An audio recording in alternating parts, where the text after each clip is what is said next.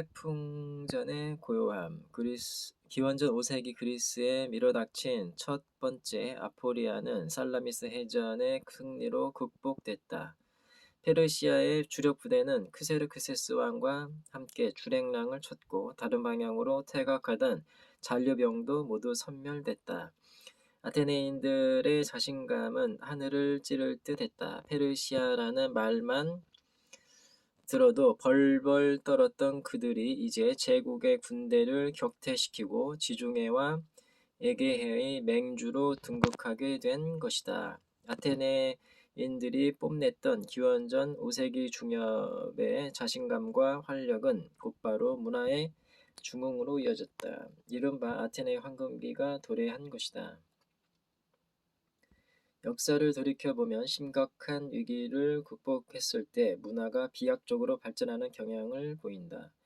위기가 초래한 극도의 긴장감과 난관이 사람들로 하여금 더욱 고뇌하게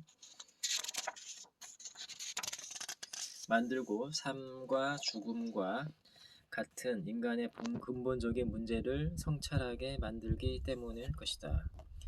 이 시기 아테네에는 소포클레스와 같은 뛰어난 비극 작가가 등장해 인간의 본질을 파헤치기 시작했다. 아이스킬로스 BC 525에서 456와 같은 선배 작가도 있었고 에우리피데스와 같은 후배 작가도 활동했지만 유독 소포클레스가 더 알려진 이유는 오이디푸스 왕, 안티고네 그리고 엘렉트라 등이 모호한 인간의 심연을 들여다보게 만들기 때문일 것이다. 소포클레스의 작품은 인간이 가장 극한 상황에서 품을 수 있는 내면의 슬픔과 좌절을 개인과 공동체가 추구하는 가치의 충돌과 교차시켰다. 이 문화융성의 시기에 발표된 다수의 비극 작품은 제국으로 발돋움하던 아테네의 국가적 정체성을 유지시키는 든든한 정신적 지주가 됐다. 그리스의 비극은 단순히 감정적인 인간의 슬픔만을 이야기하는 것에 머무르지 않고 비극이 발생할 수밖에 없는 상황의 부조리를 먼저 상정한다. 비극의 서사적인 원인은 개인과 공동체가 서로 다른 가치를 추구할 때 발생하는 딜레마 때문이다. 소포클레스의 비극 안티고네에서 그런 가치 충돌의 딜레마를 발견할 수 있다. 안티고네는 손가락으로 자기 눈을 찔러 스스로 장님이 된 오이디푸스 왕의 딸이다. 테베의 왕자였던 안티고네의 두 오빠는 서로 왕위를 다투다가 둘 다 죽는다. 왕자였던 오빠들이 모두 죽자 삼촌 크레온이 테베의 왕으로 등극하는데 삼촌은 안티고네의 오빠 에테오클레스를 위해서는 성대한 장례를 치러주지만 또 다른 오빠 폴리네이케스를 위한 장례는 금지시킨다. 폴리네이케스가 공동체의 이익에 반하는 행동을 했기 때문이다. 그리스에서 장례를 치르지 못하게 한다는 것은 그야말로 끔찍한 형벌이다. 인간의 존엄을 유지하기 위해 망자는 반드시 적절한 애도 절차를 거쳐 매장되어야 한다.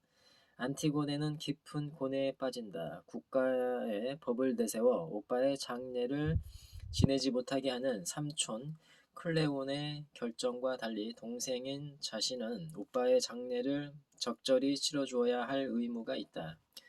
국가의 결정을 따를 것인가 아니면 가족의 도리를 다할 것인가, 나라가 먼저인가 아니면 혈육의 정이 먼저인가. 소포클레스의 비극 안티고네를 보고 난 아테네 시민들은 삼삼오오 모여 앉아 포도주를 들이키며 극중 안티고네가 선택한 결정에 대해 토론했을 것이다. 어떤 사람은 오빠의 시신을 몰래 매장한 안티고네가 혈육의 정을 지켰다고 칭찬했을 것이고, 또 어떤 사람은 국가의 명령을 어긴 안티고네의 결여된 애국심을 비난했을 것이다.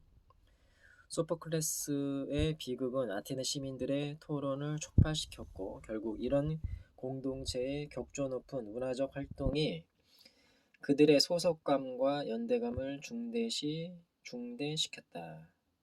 이 시기에는 비극뿐만 아니라 희극 작가들의 활동 또한 활발했다. 그중 구름, 개구리, 새 등 촌철살인의 희극 작품을 선보인 아리스토파네스가 유명하다. 특히 구름은 그가 자신의 친구인 소크라테스를 신랄하게 풍자한 작품으로 대단한 명성을 떨쳤다. 희극은 기존의 권위에 도전하고 금기시하는 영역에 대한 발칙한 도발을 감행할 때 관객들의 웃음을 유발하게 된다. 아테네의 현자로 불리던 소크라테스는 구름에서 순진한 아테네 청년들을 미혹하는 소피스트로 등장한다. 엄연한 철학자를 희극의 주인공으로 등장시킨 극을 보면서 사람들은 한바탕 웃고 떠들며 사회적 긴장감을 완화시키곤 했다. 비극이 공동체의 소속감을 중대시키는 역할을 했다면 희극은 체제 전복적이기 때문에 아테네에서는 희극보다 비극이 더 주목을 받았고 정치가들의 더 많은 후원을 받았다.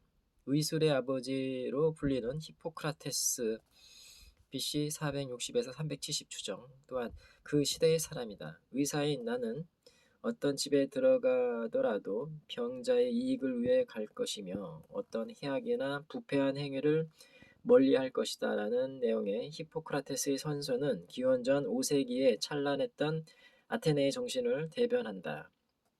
앞에서 살펴본 역사의 아버지 헤로도토스 역시 이 시대의 사람이다. 페르시아 전쟁이 발발했을 당시 신의 섭리에 의존하는 기존의 신화적 해석에서 벗어나 사료와 증언을 바탕으로 전쟁의 원인과 결과를 밝히겠다는 그의 탐사 보고서는 역사적 사고의 시발점이 됐다. 네, 오늘은 여기까지 읽겠습니다. 감사합니다. 김용재 TV였습니다. 구독과 좋아요, 댓글까지 부탁드립니다. 감사합니다.